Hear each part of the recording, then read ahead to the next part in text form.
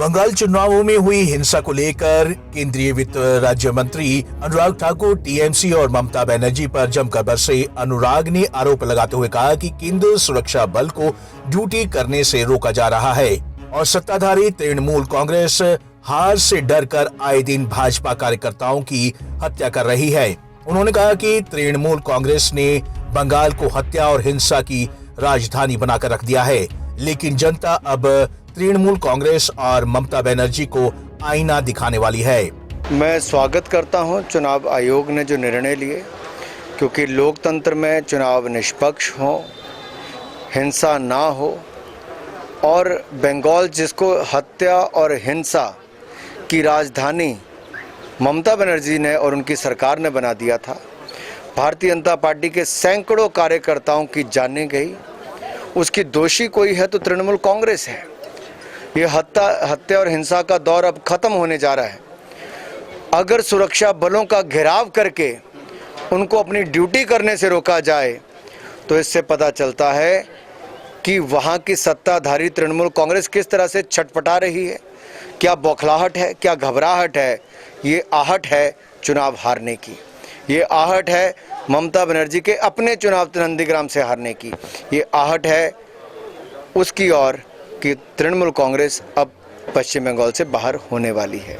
जिला हमीरपुर के सुजानपुर विधानसभा क्षेत्र में केंद्रीय वित्त राज्य मंत्री अनुराग ठाकुर ने खोखा धारकों के लिए 62 लाख की लागत से निर्मित पक्की दुकानों को लोकार्पण किया। सुजानपुर विधानसभा क्षेत्र के एक दिवसीय दौरे के दौरान केंद्रीय मंत्री ने अम्बेडकर जयंती के कार्यक्रम में भाग लिया और सुजानपुर सैनिक स्कूल में चल रही विभिन्न गतिविधियों की विस्तृत जानकारी भी प्रशासन से ली।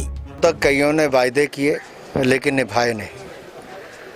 हमने 6 महीने पहले ये कहा था कि 6 महीने के अंदर यहाँ पर जो हमारे खोखे वाले भाई और बहन हैं उनकी मांग को पूरा करेंगे, सुंदर बढ़िया दुकानें बनाकर उनको देंगे।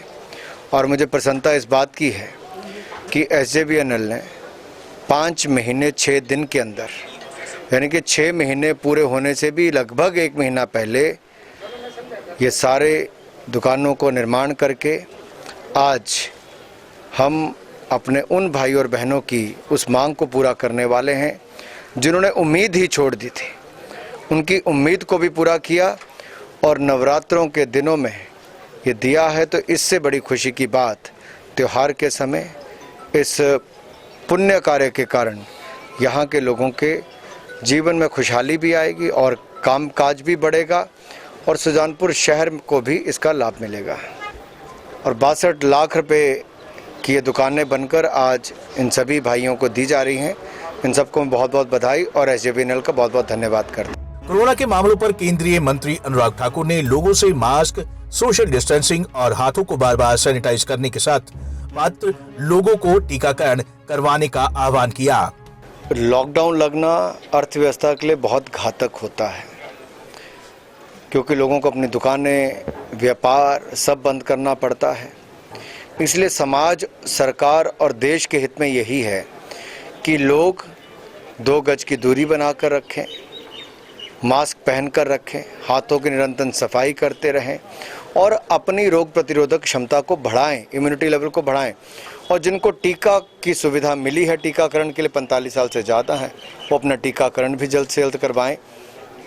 टीकाकरण करवाने के बाद भी वो अपने आप को सुरक्षित रखने के लिए मास्क अवश्य पहने, क्योंकि बहुत सारे केसेस ऐसे हैं जहां पर नौजवानों को भी बड़ी संख्या में कोरोना पॉजिटिव केसेस हुए हैं।